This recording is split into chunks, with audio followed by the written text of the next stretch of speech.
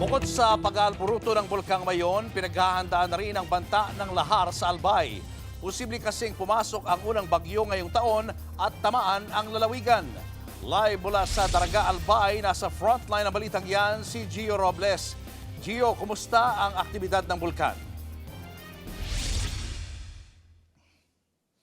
Julius, parang fountain ang pagbulwak ng lava mula sa bunganga ng Mayon na patuloy na nagpapakita ng mataas na aktibidad. Kasabay niyan, binabantayan ng lalawigan ang posibleng ragasa ng lahar dahil sa nagbabadyang bagyo. Kaya ang mga nakatira sa 7 to 10 kilometer extended danger zone pinaghahanda.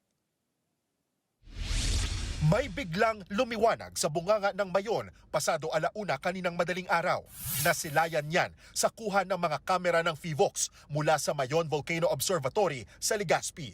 Sa isa pang kuha, mas malinaw na nakuhanan ang saktong pagsirit ng mga tunaw o napakainit na bato na umabot ng 100 metro ang taas o katumbas ng higit kumulang 30 palapag na gusali. Ayon sa FIVOX, lava fountaining ang tawag dyan na tumagal ng kalahating minuto.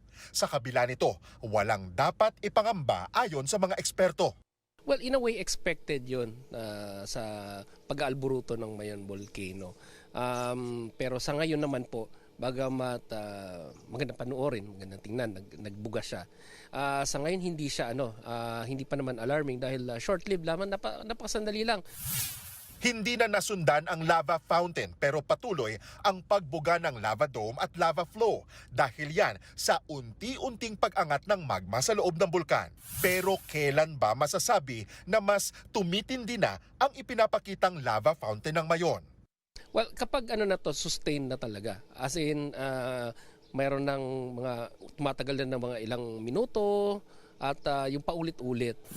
Ayon sa Albay Provincial Government, nailikas na ang lahat ng nakatira sa 6-kilometer radius permanent danger zone. May higit 4,000 bakwit sa Albay na pansamantalang nakatira sa mga evacuation center. Pero sa kabila ng pag-aalburuto ng bulkan, tuloy ang buhay ng mga hindi sakop ng mandatory evacuation. Gaya sa Barangay San Jose sa bayan ng Malilipot na nagdaraos ng kanilang kapistahan. Sa kabila nito, pinaghahanda pa rin ng mga opisyal ang mga nakatira sa 7 to 10 kilometer extended danger zone dahil naman sa banta ng lahar. Ayon kay Albay Governor Noel Rosal, nakaalerto ang lalawigan sa ulan na posibleng epekto ng low pressure area na namonitor sa labas ng Philippine Area of Responsibility.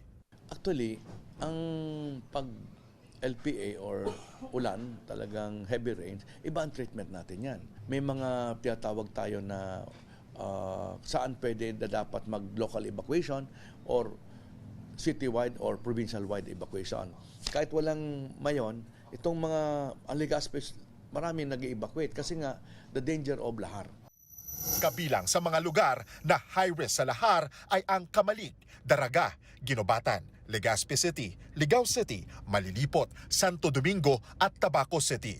Bit-bit pa raw ng 67 years old na si Jemerson Martellana ang bangungot na iniwan ng lahar sa kanilang lugar. Dati siyang residente ng Barangay Busay sa bayan ng Daraga na halos binura sa mapa ng lahar na dulot ng super bagyong Reming noong 2006. Higit 1,000 ang nasawi sa Albay noon. Abandonado na ngayon ang dati nilang komunidad na nabaon sa lahar, putik at malalaking bato mula sa Mayon. Hanggang ngayon, hindi pa rin makapaniwala na nakaligtas si Jemerson at kanyang pamilya dahil sa lahar. Magmamakaawa na sa Panginoon. Yan. Sana makasalba ang hiningi namin sa Panginoon na sana walang mangyari sa amin.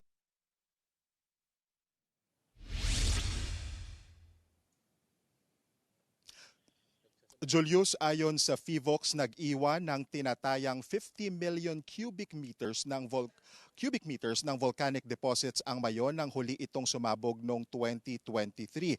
Bagaman nabawasan na yan ng mga nakaraang bagyo, may 170,000 cubic meters naman ng bagong naipong deposits. Kaya sa pagpasok naman ng masamang panahon, nananatili ang banta ng lahar dahil sa patuloy na naipong abo at volcanic debris sa dalisdis ng bulkan. Julius. Maraming salamat at mag-iingat kayo dyan, Gio Robles. Mga kapatid, Julius Babaw po. Para sa komprehensibo at makabuluhang balitaan at talakayan, mag-follow at mag-subscribe na sa social media pages ng News 5.